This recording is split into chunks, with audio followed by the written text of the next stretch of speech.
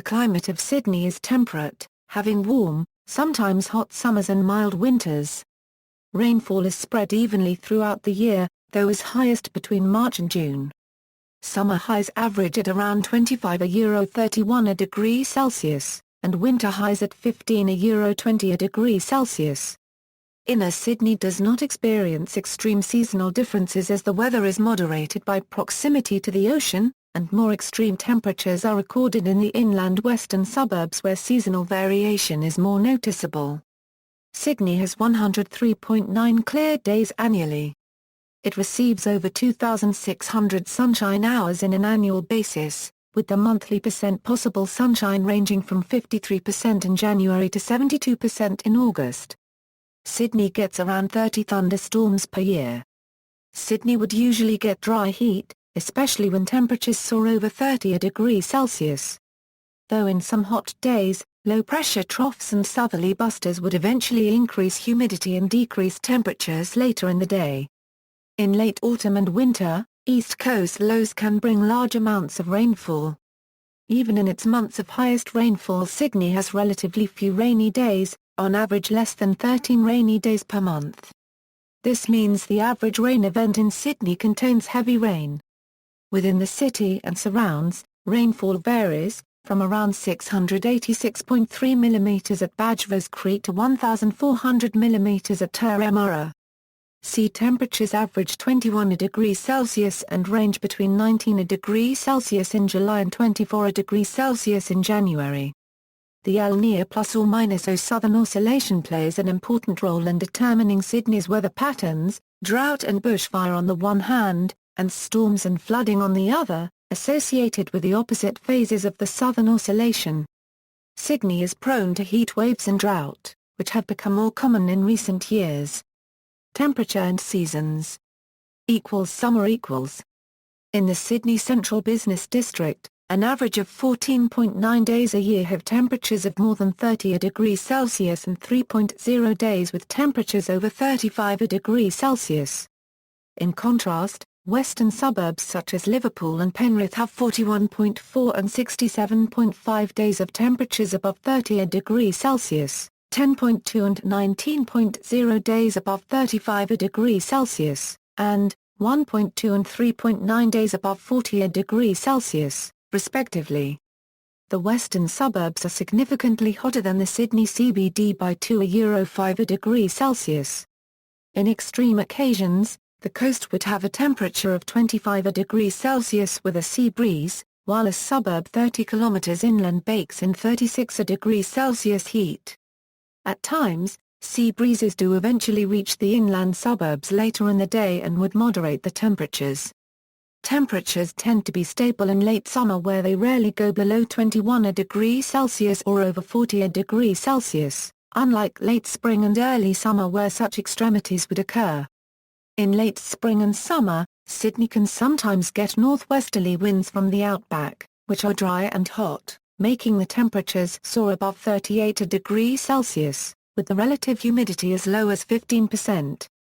This happens after the northwesterlies are carried entirely over the continental landmass, not picking up additional moisture from a body of water and retaining most of their heat.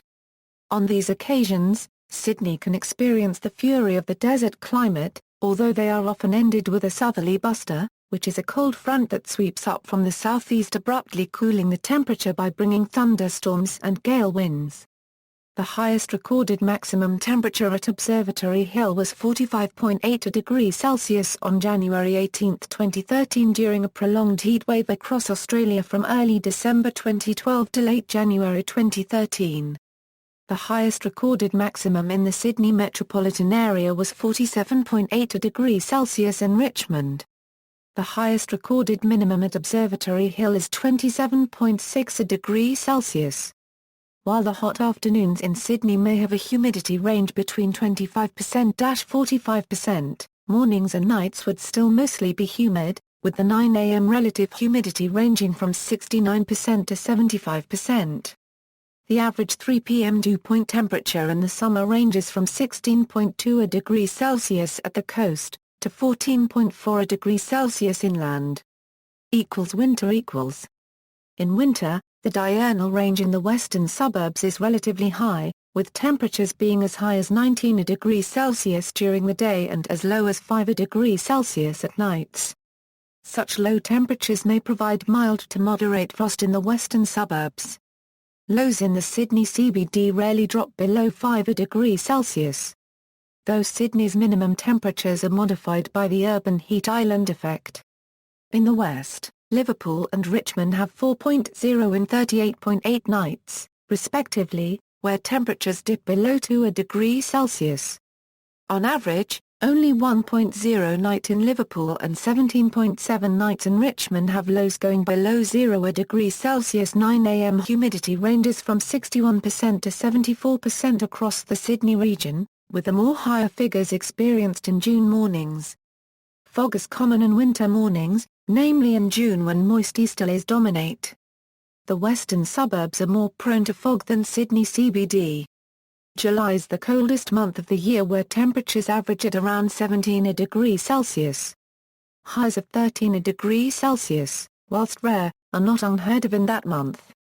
Due to the dry westerlies that dominate August, fluctuating conditions are expected, where temperatures would go as high as 25 degrees Celsius in some days.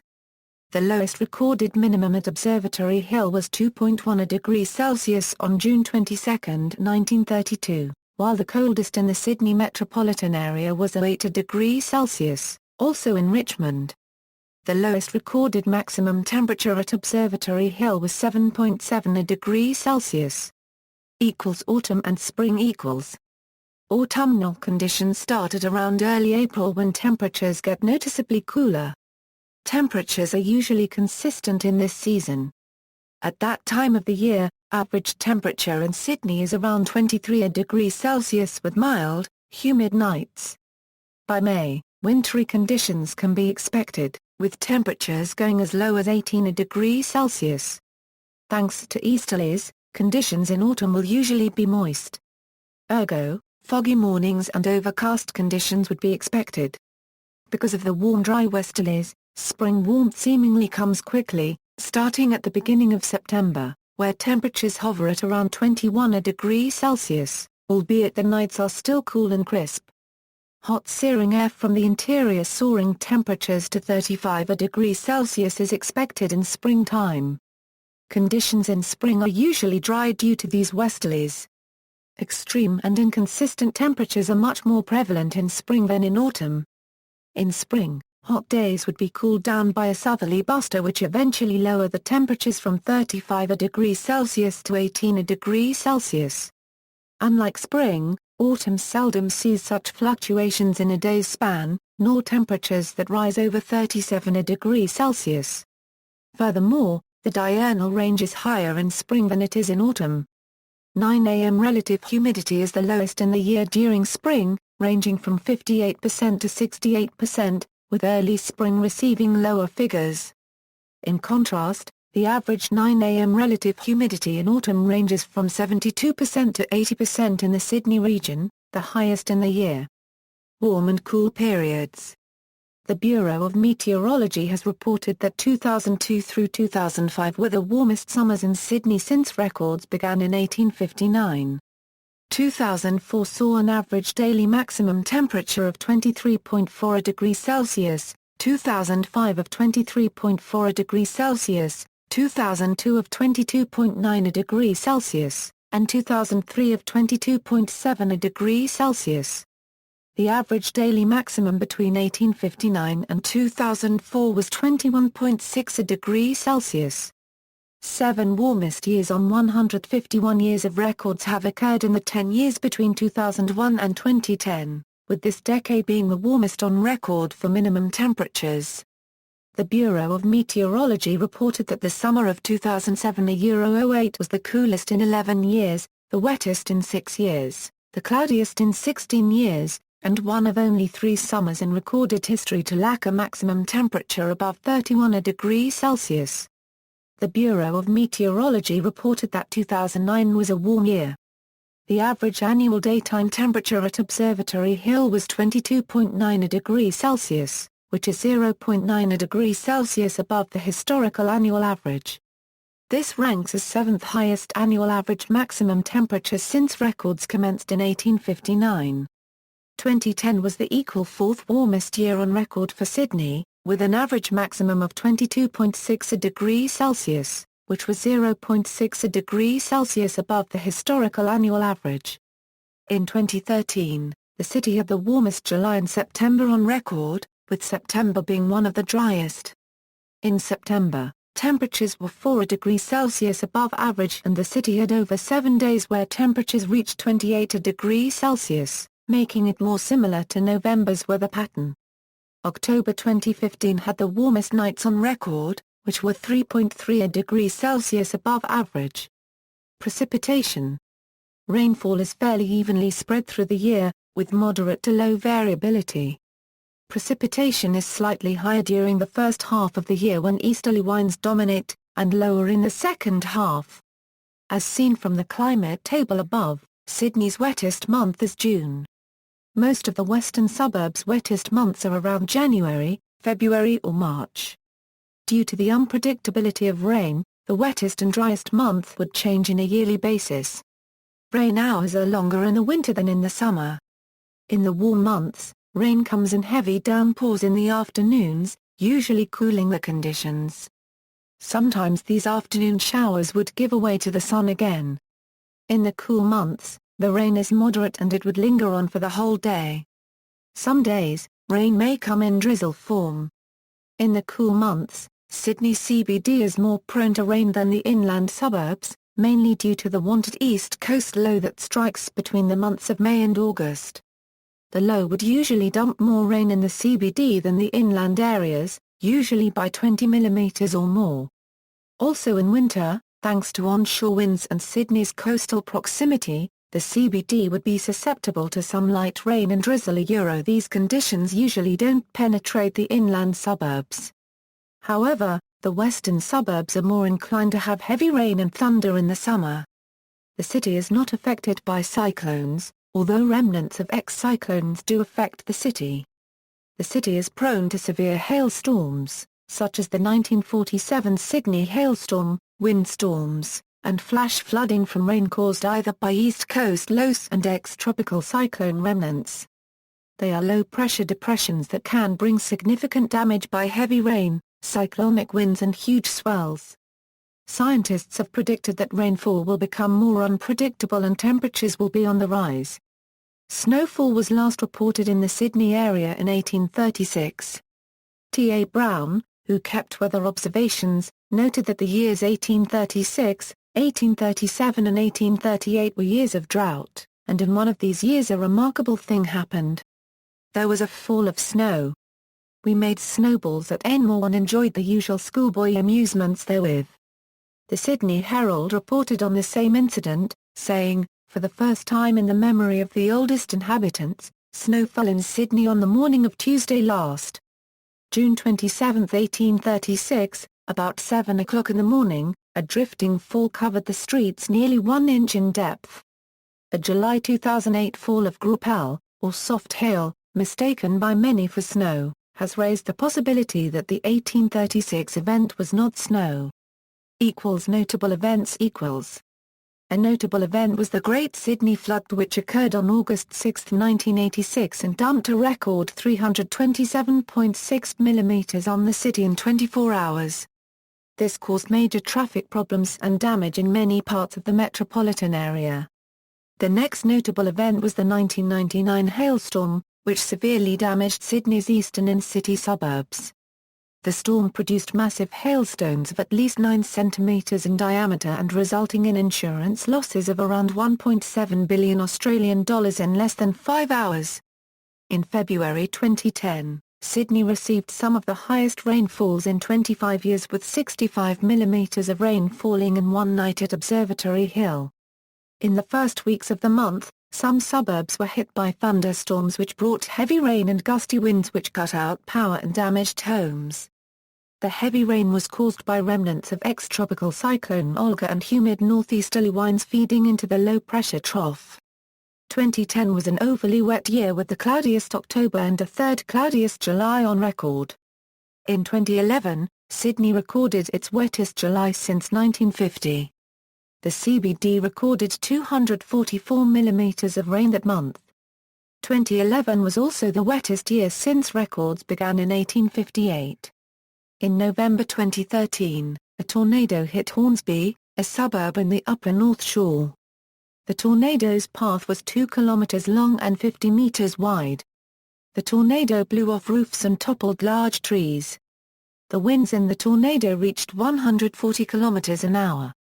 On October 14, 2014, a rainstorm described as a once-in-a-century event hit the Sydney region. Parts of Sydney got the most heaviest amount of rain in a span of hours and decades. 94 millimeters of rain fell in Strathfield in just over 3 hours. The winds were cyclonic in nature, with Sydney Airport having over 107 km/h gusts, reaching the Category 1 strength. This event happened due to the formation of an East Coast low, which ignited several other low-pressure systems. On April 20, 2015, Sydney recorded 119.4 millimeters of rainfall, the most in any day since February 2002. Winds were cyclonic in nature, reaching 135 km/h. This East Coast low was formed with a really pronounced upper-level trough of cold air that had moved in from Victoria, Mr. Sharp said. The maximum temperature was only 15.4 degrees Celsius, making it the coldest April day since 1983, according to BOM.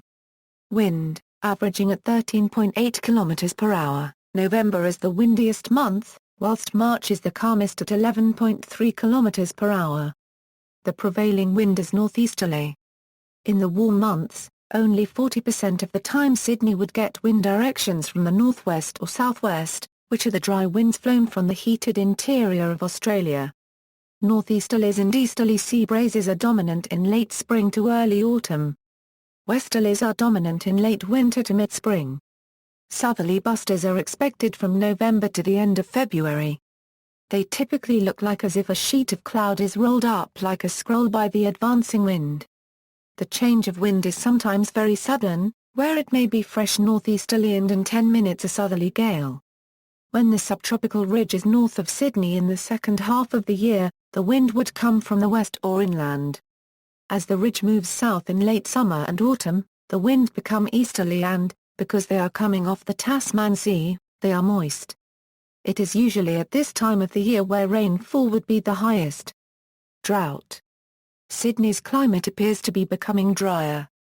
The city has had fewer rain days in recent years than shown in the long-term climate table above. In summer, Sydney can go for long periods without rainfall. The other phenomenon that arises from these long, dry and hot periods is bushfires, which occur frequently in the areas surrounding the city. Water supply is a recurring concern for the city during drought periods. In 2005 the reservoirs reached an all-time low. However, water levels since then have recovered in 2013. The years 2009 and 2010 had dry conditions, according to Bureau of Meteorology. In 2011, Sydney had the driest February in 30 years with only 18 millimeters of rain falling, which is well below than the average 118 millimeters. Some of the western suburbs recorded the lowest total February rainfall on record. In September 2013, the combination of dry weather, warm temperatures and strong winds brought early-season bushfires. Major bushfires impacted western Sydney and the Blue Mountains, resulting in some evacuations, closed roads, and destroyed homes. The summer of 2013-14 was the driest in 72 years.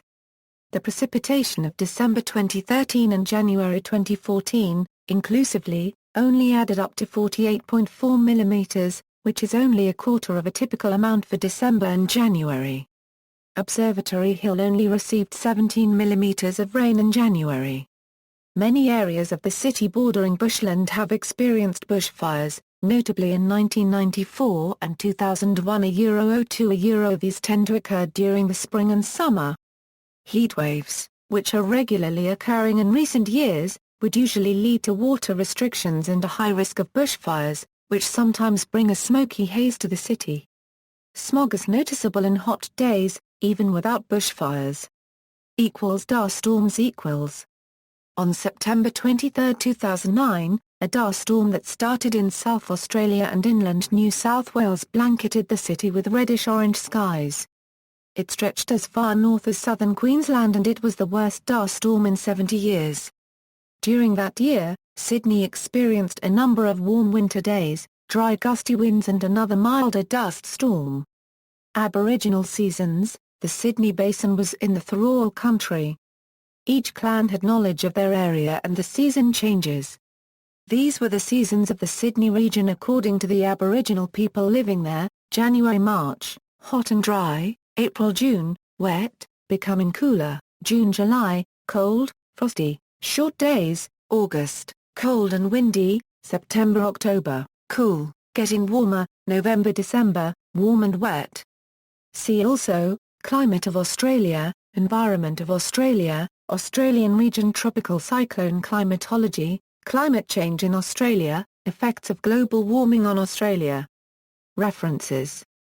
External links: NSW and Sydney Monthly Climate Summary Archive, NSW and Sydney Seasonal Climate Summary Archive, NSW and Sydney Annual Climate Summary Archive, Special Climate Statements.